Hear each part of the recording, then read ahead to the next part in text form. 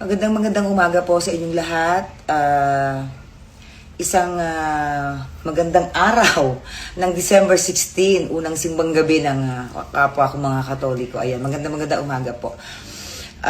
May gusto lang po akong ipahiwatig or malaman yung lahat na totoo po yung tungkol po dun sa nag-viral po na video na isa pong lalaki na naka-Hilux na Toyotang puti. Opo, kapatid ko po yun, nag-viral siya. Galing, no? Ano po, galing. Paalala lang po na ang kasalanan po ni Pedro ay hindi po pwedeng maging kasalanan ni Juan.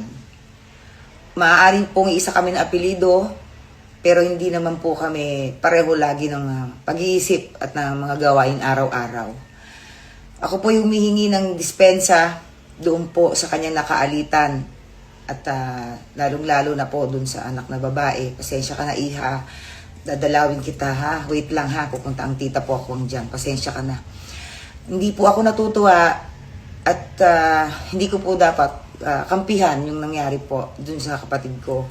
Hindi naman din po ako kumbaga syempre nanay din naman po ako, pero lagi po nating iisipin na laging may other side of story. Pero sige po, sa amin na lang po iyon. And humihingi po ako ulit ng kapatawaran dun sa mag-ama. And paalala ko lang din po dun sa mga nag-post pa ng paulit-ulit ng mukha ng buong pamilya ko.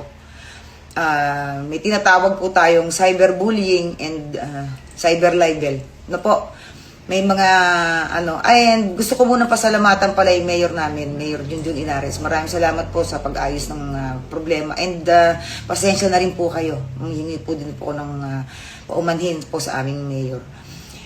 Doon po sa mga ibang politiko na nakisakay po, na hindi naman taga-antipolo, nakakaloka. Na nag-post pa kayo, sir. Sino kayo? Alam ko, taga-Bicol kayo eh.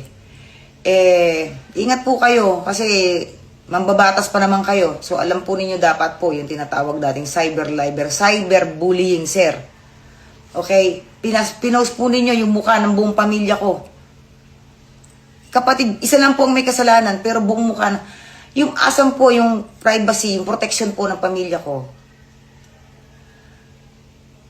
Hindi po ako kumakampi sa kapatid ko, pero sana, nag-iingat po kayo sa mga post ninyo, sa mga comment ninyo.